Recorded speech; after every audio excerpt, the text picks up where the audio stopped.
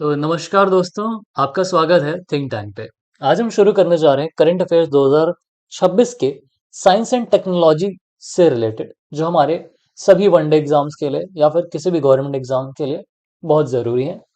जनवरी 2026 तो इसका जो फॉर्मेट रहने वाला है वो रहेगा एमसीक्यू बेस्ड, और साथ ही साथ उससे रिलेटेड जो भी करंट अफेयर है वो हम डिस्कस करेंगे जो हमारे एग्जाम के लिए ज़रूरी है। सो पहला क्वेश्चन हमारे पास आता है, the 3D printed automatic weather station under mission Mausam were developed by which IIT. मतलब कि जो 3D printed automatic weather station है मिशन मौसम के तहत, वो किस आईआईटी ने डेवलप किया है। तो ये 3D printer automatic weather station करता क्या है, तो इसका काम ये होता है कि भाई ये टेम्परेचर बताएगा, ह्यूमिडिटी बताएगा, एयर प्रेशर बताएगा, विंड स्पीड और डायरेक्शन बताएगा। ठीक है, रेनफॉल कैसी हो रही है, ज़्यादा हो रही है, कम हो रही है, होने वाली है, मतलब वो बताएगा। लाइट की इंटेंसिटी और सॉइल का मॉइस्चर ये बताएगा। अब बात क्या है कि इसको क्यों बोला गया है ऑटोमेटिक। ऑटोमेटिक इसलिए बोला गया है क्योंकि ये वेदर डेटा को अपने आप ही कलेक्ट कर लेगा। इसमें आपको कोई कुछ भी मैनुअली रीडिंग डालने की ज़रूरत नहीं है, और डेटा अपने आप ही सेव भी होगा और ऑनलाइन सेंड भी कर दिया जाएगा। ठीक है, और मतलब ये इसकी मेन बातें हैं। ठीक है, ओके। तो इसको किसने डेवलप किया है ये हम जान लेते हैं। इसका फायदा ये है कि ये ऑटोमेटिक है और साथ ही साथ 3D प्रिंटेड है। तो इसकी जो बॉडी होगी वो 3D प्रिंटेड रहेगी, और इसमें माइक्रो कंट्रोलर्स होंगे, वेदर सेंसर्स होंगे, पावर सप्लाई बैटरी या सोलर पैनल से हो जाएगी। ये सारी चीजें इसमें रहेंगी। ठीक है, तो इसका आंसर है आईआईटी पुणे। पुणे ने 3D printed automatic weather station develop किया है मिशन मौसम के तहत। इसका जो फोकस है वो है कि लो कॉस्ट वेदर मॉनिटरिंग की जाए, मतलब कि बहुत ज़्यादा जो पैसा लग रहा था वो कम हो जाए, सस्ते में वेदर मॉनिटरिंग हो जाए। ये डेवलप किया गया है Indian Institute of Tropical Meteorology, IITM. ठीक है, आईआईटीएम ने इसे डेवलप किया है, आईआईटी नहीं, आईआईटीएम। ठीक है, under ministry of earth science, earth science की मिनिस्ट्री के अंदर। और ये मेक इन इंडिया इनिशिएटिव था, और प्रोजेक्ट का नाम था mission Mausam. Technology 3D printed automatic weather station है, मतलब जैसे प्रिंटिंग होती है उस तरह से 3D प्रिंटिंग के लिए एक अलग मशीन आती है, उससे इसको डेवलप किया गया है। चलते हैं नेक्स्ट क्वेश्चन पे।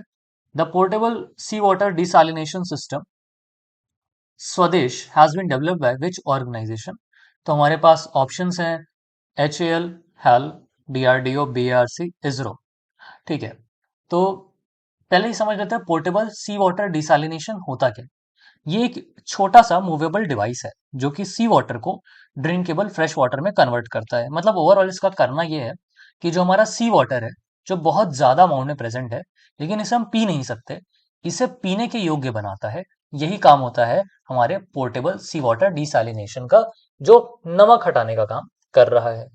ये लाइट वेट होने वाला है, इजी टू कैरी होगा, और इसको बोट्स वगैरह में, कोस्टल एरियाज में, डिजास्टर जोन्स में, है ना, और रिमोट लोकेशंस में यूज किया जा सकता है, जहां पे हम प्योर वाटर नहीं भेज सकते। वहां पे स्वदेश को यूज करके वहां पे हम समुद्र से पीने लायक पानी बना सकते हैं। और सेम वही सेम प्रोसेस है इसका।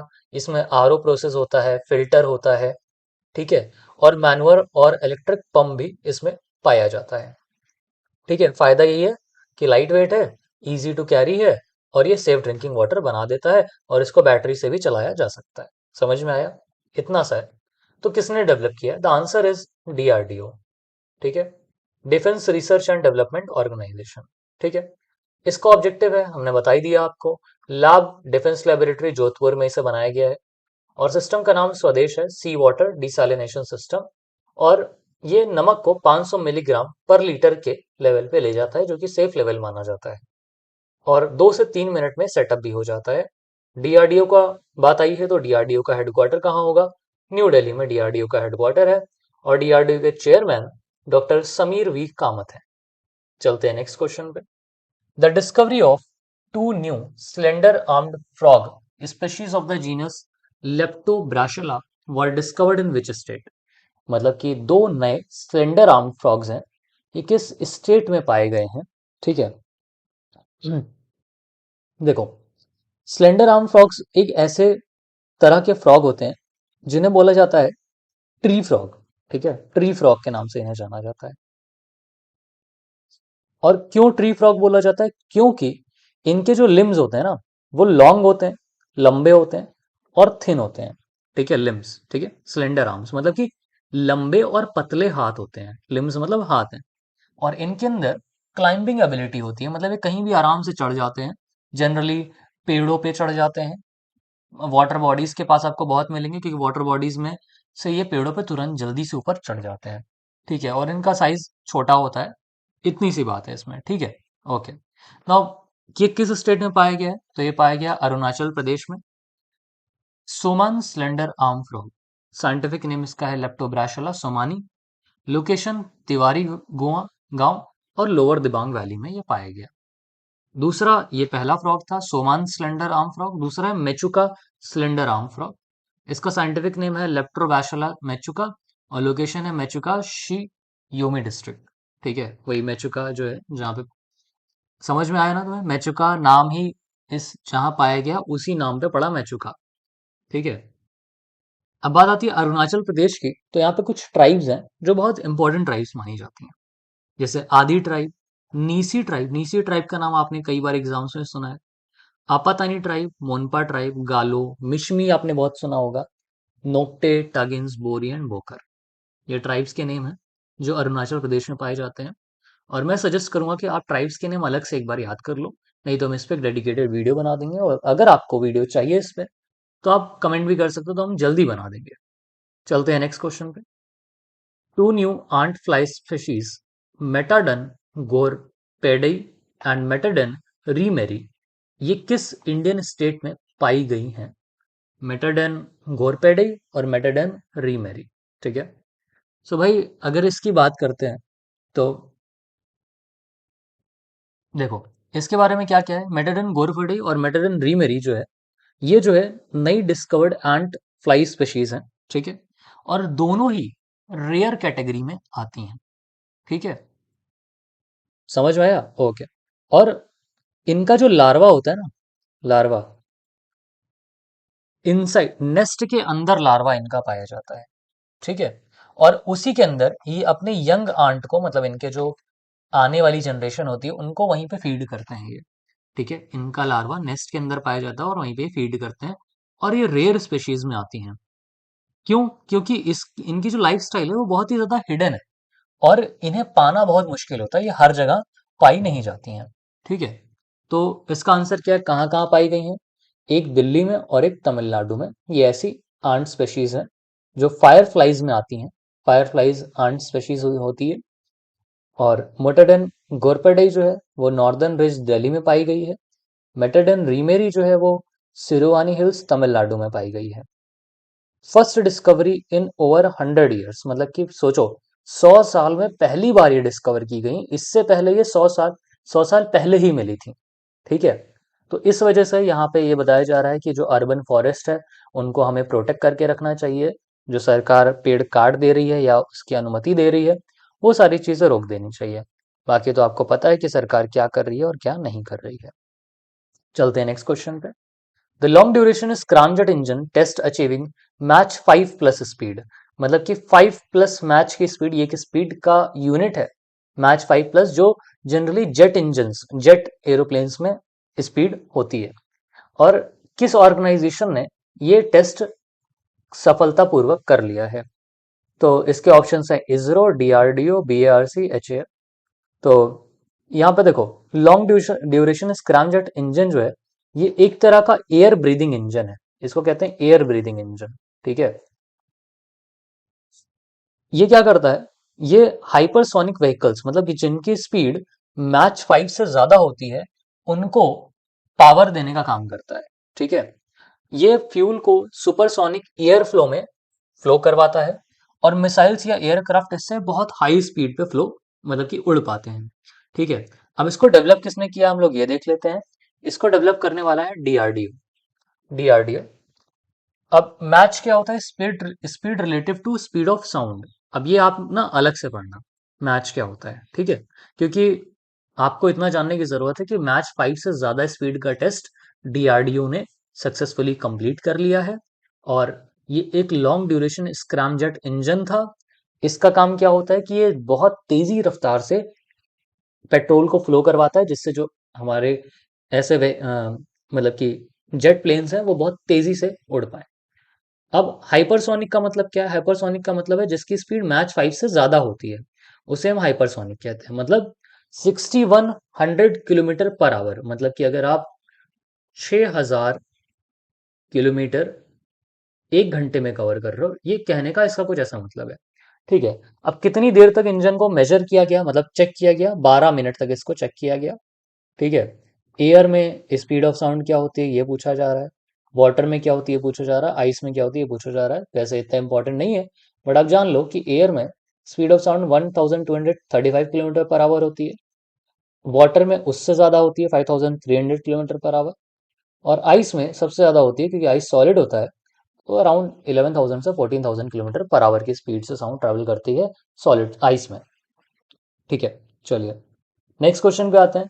The NACL National Environmental Standard Laboratory inaugurated in January 2026 is primarily related to. जो NACL यहाँ पे बना, एनी मतलब यहाँ पे आप NESL समझो, NACL इसका शॉर्ट फॉर्म है। तो ये बोला जा रहा है यहाँ पे कि इनॉग्रेट किया गया था, ये किससे रिलेटेड है? ठीक है, NESL किससे रिलेटेड है? तो NESL national Environmental Standard laboratory, ये एक नई लेबोरेटरी है जो कि इंडिया में बनाई गई है, जिससे कि हम एयर पॉल्यूशन को टेस्ट कर सकें, कैलिब्रेट कर सकें, और मॉनिटरिंग इक्विपमेंट जो है वो वहां पे मौजूद हो, जिससे कि एयर पॉल्यूशन का मतलब ओवरऑल ये एयर पॉल्यूशन से रिलेटेड है। अब यहाँ पे तो मैंने आंसर बता ही दिया कि मॉनिटरिंग एंड कैलिब्रेशन करता है। ठीक है। ओके। ये इंश्योर करता है कि जो पॉल्यूशन डेटा है वो एक्यूरेट है और रिलायबल है, ये इसका काम करता है। ये CSIR की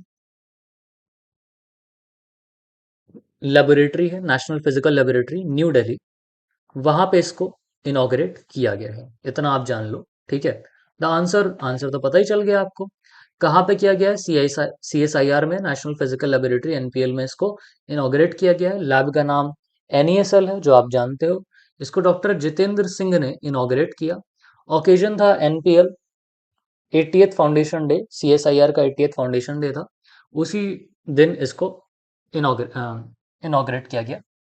ये एशिया का पहला नेशनल एनवायरमेंटल स्टैंडर्ड लेबोरेटरी है, मतलब कि पूरे एशिया में ऐसी पहली लेबोरेटरी बनी है, जो कि हमारी यहाँ पे दिल्ली में इसको किया गया है। इसका फुल फॉर्म है, CSIR का फुल फॉर्म है council of scientific and industrial research. इसके हेडक्वार्टर दिल्ली में है, और इसके डायरेक्टर जनरल है डॉक्टर N कलाई सेल्वी। चलते हैं नेक्स्ट क्वेश्चन पे।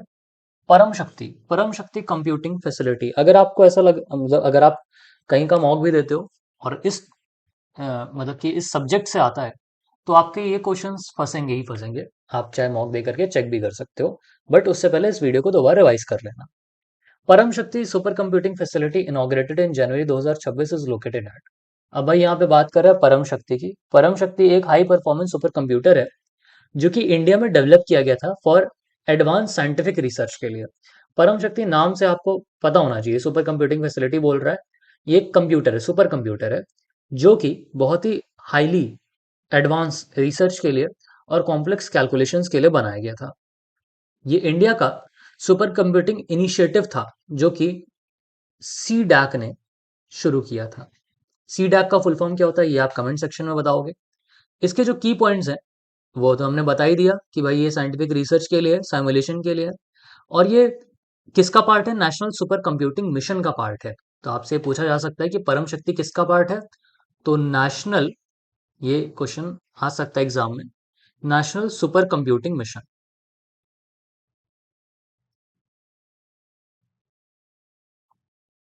मिशन का पार्ट है। ठीक है। चलिए अब आंसर देखते हैं इसका। IIT मद्रास ने परम शक्ति को डेवलप किया है। परम series develop by CDAC, CDAC ने इस सीरीज को डेवलप किया था under ministry of electronics and information technology, MEITY।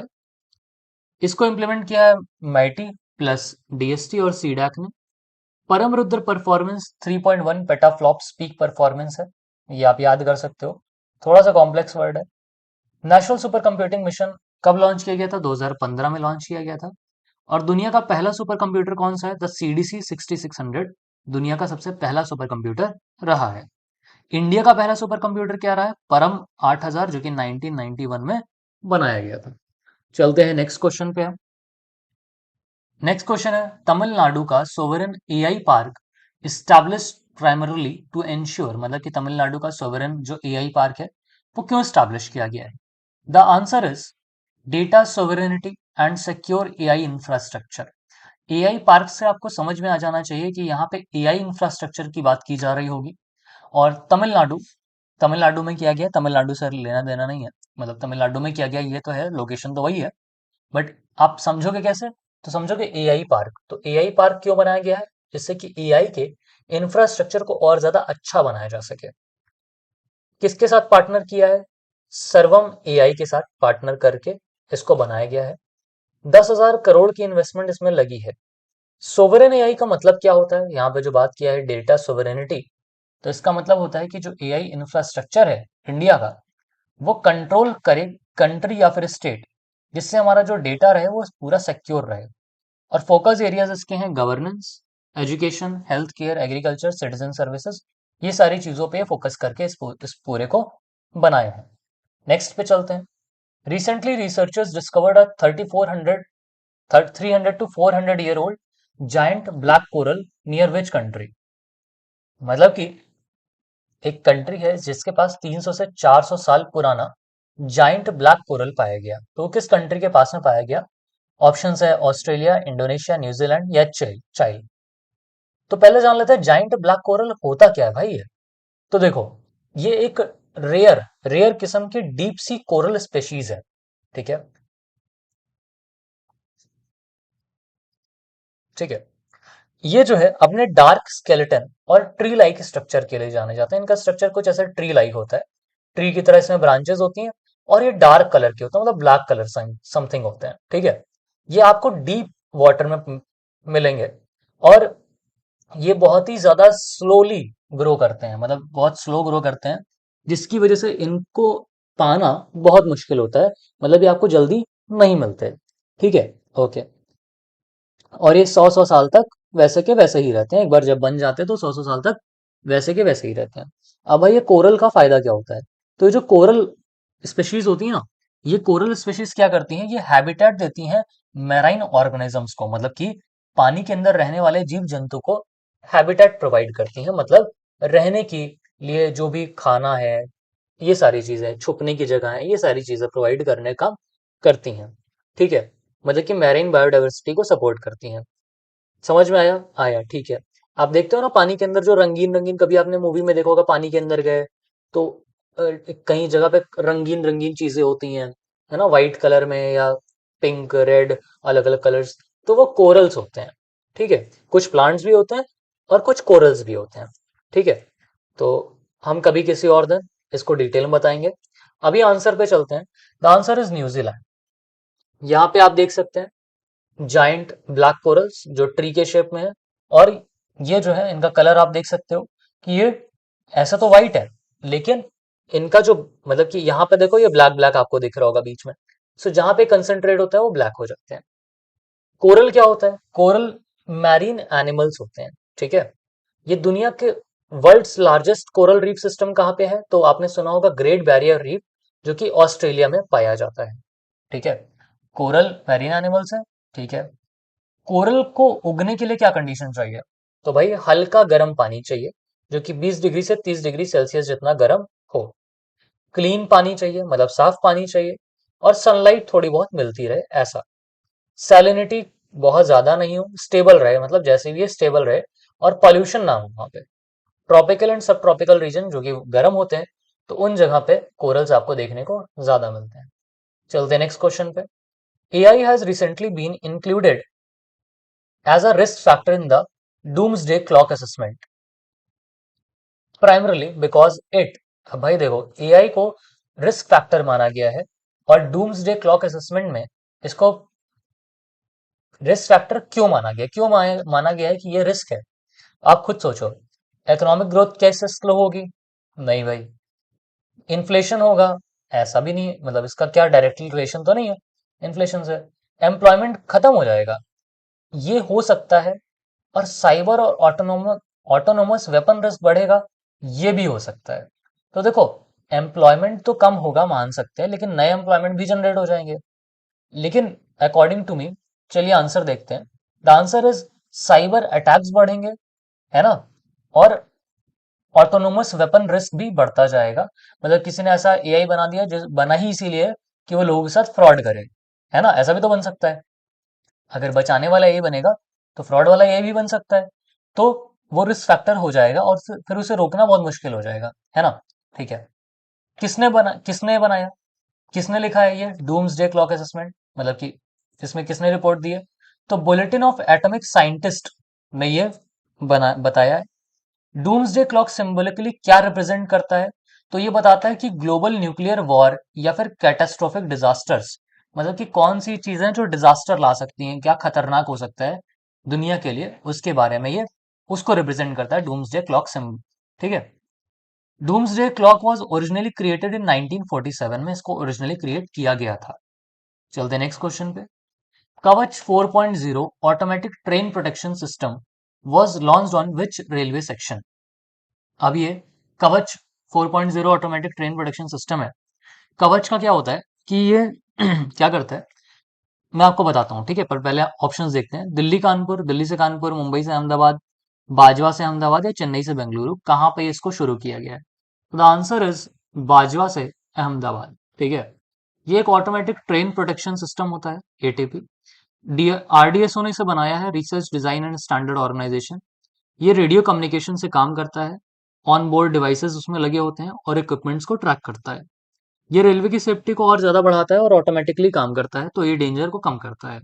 ये सब जुलाई 2020 में अडॉप्ट किया गया था। अब देखो इसमें क्या है ना, आप ट्रेन देख रहे हो, ट्रेन के आगे क्या हो, यहाँ पर रेडियो वेव्स लगी हैं, ठीक है, मतलब इसके अकॉर्डिंग, कवच सिस्टम के अकॉर्डिंग, ठीक। तो रेडियो सिग्नल्स ये भेजेगा, ठीक है, ठीक है। अभी रेडियो सिग्नल्स जा रहे हैं क्योंकि आगे कोई ट्रेन नहीं है। मान लो यहाँ पे भी एक ट्रेन आ गई, ठीक है, इधर साइड, तो क्या होगा, ये वापस से रेडियो सिग्नल भेजेगा, ठीक है, और वो काफी हाई स्पीड वाले सिग्नल्स होंगे, ठीक, जिससे कि ट्रेन जब तक लड़े उससे पहले सिग्नल्स मिल जाए। अब ये सिग्नल दोनों ट्रेन में लगे होंगे, ठीक है, तो दोनों को सिग्नल मिलेगा कि आगे कोई ना कोई ऑब्जेक्ट है, तो दोनों में ऑटोमेटिक ब्रेक्स लग जाएंगे और दोनों अपनी जगह रुक जाएंगे। This is the automatic train protection system. ठीक है, चलते हैं नेक्स्ट क्वेश्चन पे।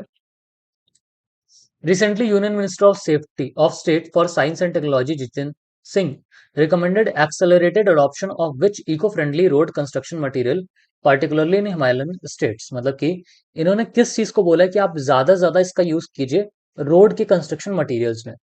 तो आप खुद सोचो, क्या स्टील स्लैब, वो तो स्टील का बोलेंगे, बैम्बू का बोलेंगे, पॉलीमर का बोलेंगे, या रिसाइकल्ड प्लास्टिक मिक्स का बोलेंगे? अब आप खुद सोच के आंसर सोचो, हम आंसर पे चलते हैं। The answer is steel slab, जिससे कि आपकी रोड की जो स्ट्रेंथ है वो और ज्यादा बढ़ पाए, ठीक है। इसके बेनिफिट्स यही हैं कि भाई ड्यूरेबिलिटी बढ़ जाएगी और सस्टेनेबिलिटी बढ़ जाएगी। हिमालयन स्टेट्स में क्यों ऐसा बोला गया है? क्योंकि वहां पे लैंडस्लाइड्स होते हैं और रोड्स टूट जाती हैं। तो अगर आप स्टील के लंबे लंबे स्लैब्स यूज करोगे, काफी मतलब वो जैसे भी यूज करना होगा वो लोग जानते हैं, बट स्टील यूज करने से उसका टूटने का जो चांसेस है वो थोड़े कम हो जाएंगे और रोड थोड़ी ज्यादा स्ट्रांग रहेगी, ठीक है। ओके, नेक्स्ट, ये सर्कुलर इकोनॉमी से रिलेटेड है और ग्रीन इंफ्रास्ट्रक्चर से भी रिलेटेड है। चलते हैं नेक्स्ट क्वेश्चन पे, बट हमारे पास नेक्स्ट क्वेश्चन खत्म हो चुके हैं। तो thank you very much for watching this, and I hope आपको ये वीडियो पसंद आई होगी। अगर आपको टेलीग्राम चैनल ज्वाइन करना है हमारे नोट्स के लिए, तो आप टेलीग्राम चैनल पे क्लिक कर सकते हैं, पीडीएफ एंड ऑल। और अगर यूट्यूब चैनल से जुड़ना है तो आप सब्सक्राइब बटन पे भी क्लिक करके या यहाँ स्कैन करके भी ज्वाइन कर सकते हैं। So thank you very much.